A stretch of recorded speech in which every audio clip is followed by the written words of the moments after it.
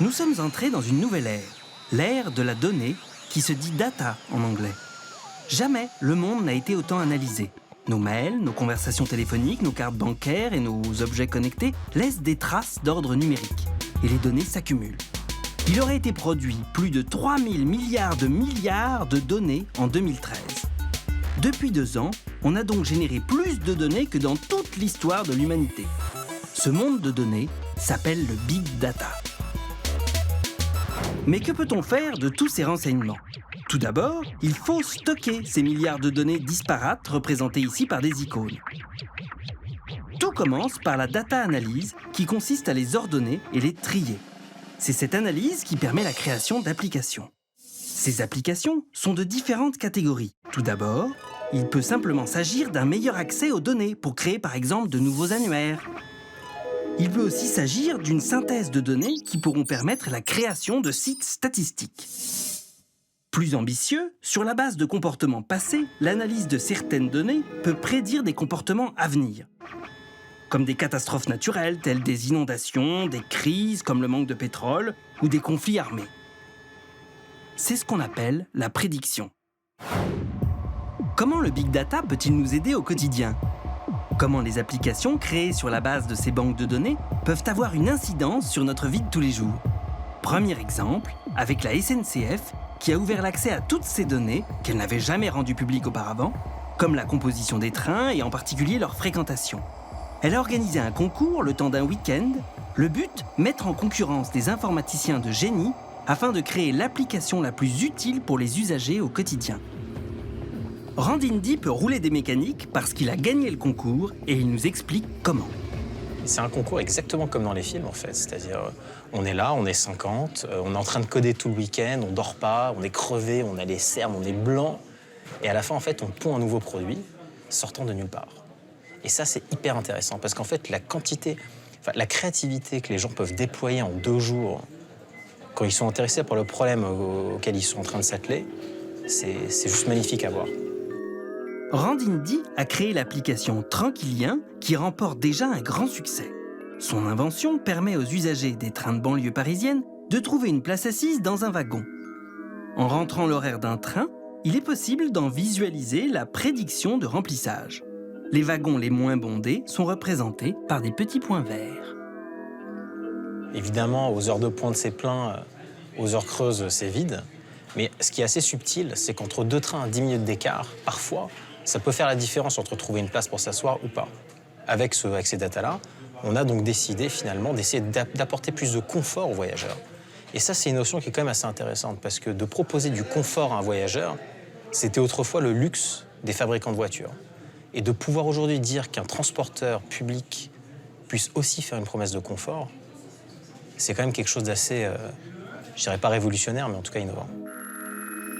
Pour faire marcher cette application, on a travaillé en partenariat avec la SNCF.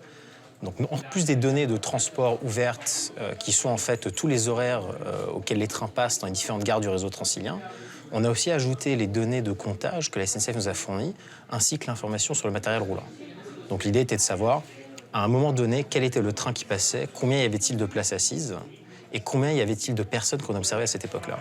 Une fois qu'on a toute cette data-là, on est capable de faire des modèles qui vont prendre en considération les choses comme les vacances scolaires, comme potentiellement la météo, les annulations des trains, pour prédire le nombre de personnes qu'il y aura dans chaque train. Randindy est un des plus brillants jeunes entrepreneurs du monde du Big Data. Cet architecte d'algorithmes, comme il se définit lui-même, a été distingué par de multiples prix, dont celui de l'innovateur de l'année par le prestigieux MIT. Bravo! En fait, toute ma vie, j'ai toujours été passionné par la technologie et le code.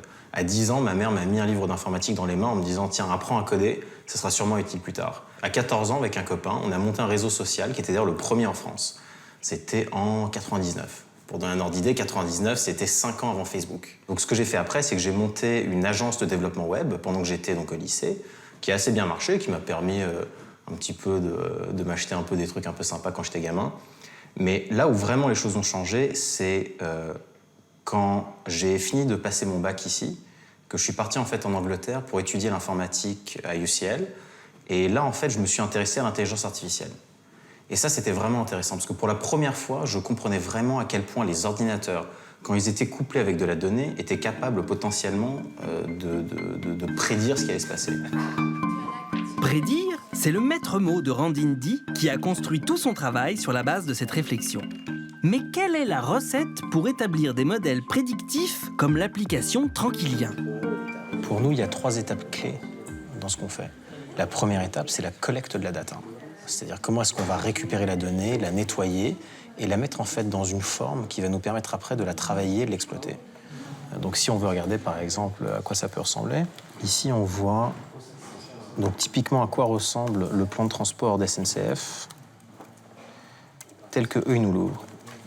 Donc ici on a la liste de tous les trains avec donc l'identifiant du trajet, l'identifiant de service, l'identifiant du train et donc ensuite le numéro de train. La question devient, qu'est-ce qu'on en fait ? Parce qu'évidemment, l'objectif, c'est pas juste d'avoir de la data, l'objectif, c'est d'en extraire de l'intelligence. L'intérêt après, c'est de commencer à la retravailler.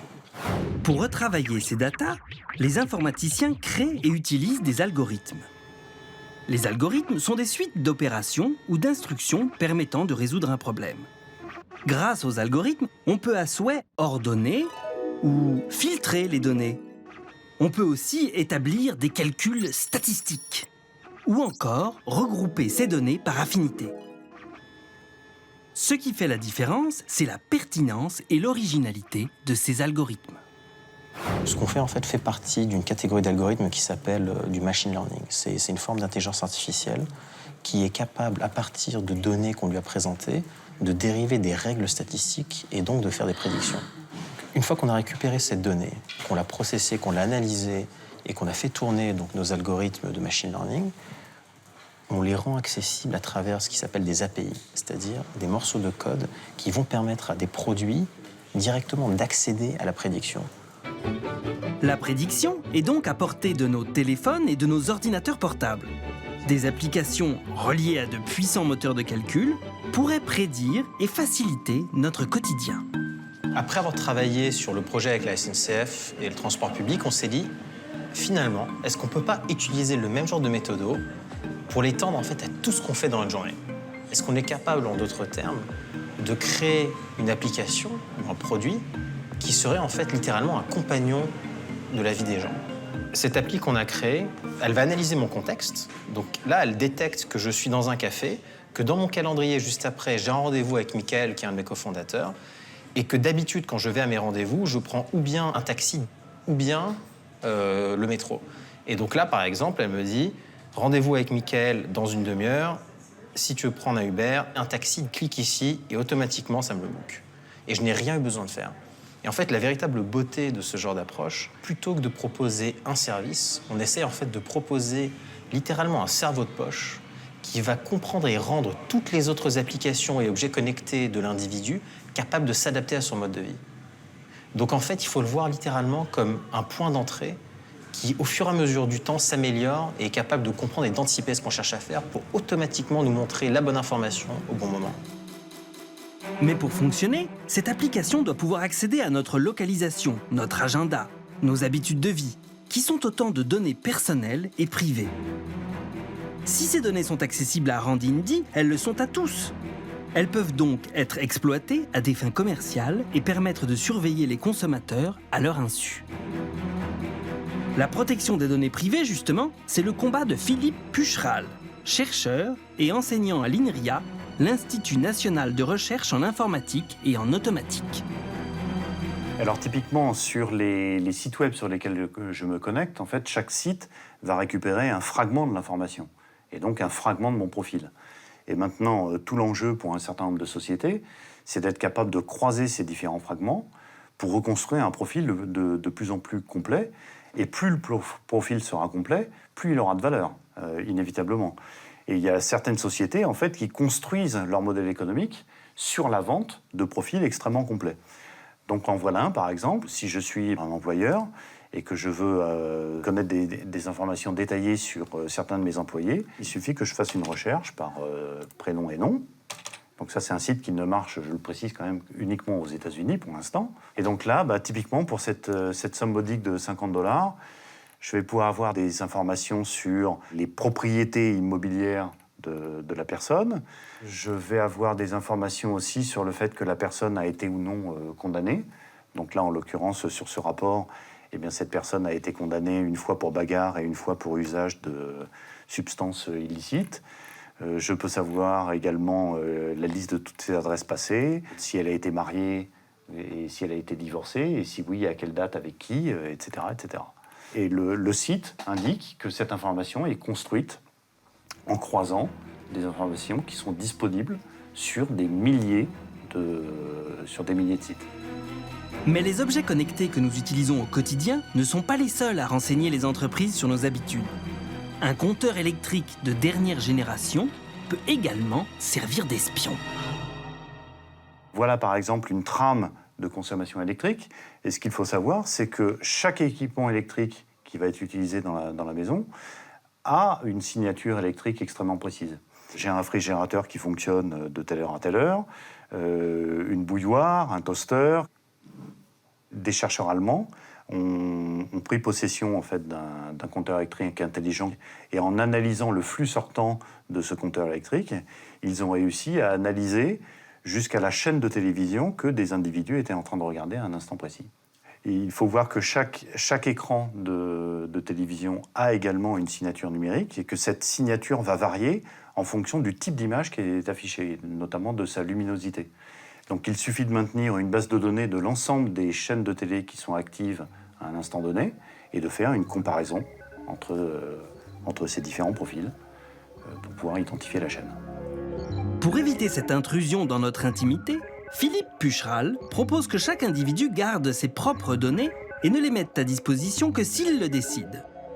Concrètement, sa solution allie le matériel et le logiciel. C'est un serveur personnel et cela prend l'allure d'une grosse clé USB dotée d'une carte mémoire et surtout d'une carte à puce, sorte de micro-ordinateur équipé d'un logiciel de cryptage et d'accès aux données.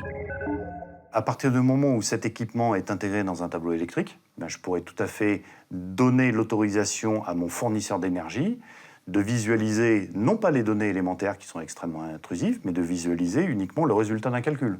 Par exemple, la somme de ma consommation pour qu'il puisse accomplir l'objectif qui était prévu au départ, la facturation.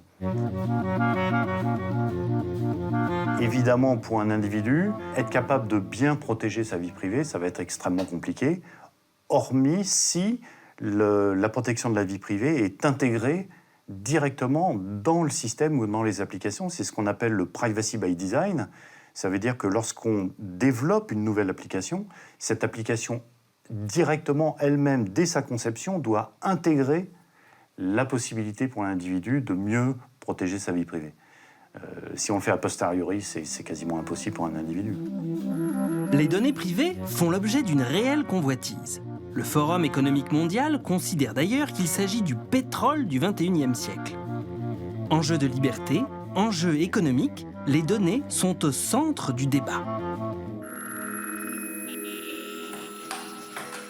Pour Rand, le monde des données, le big data, n'est autre qu'un grand terrain de jeu qui pourrait faciliter notre quotidien.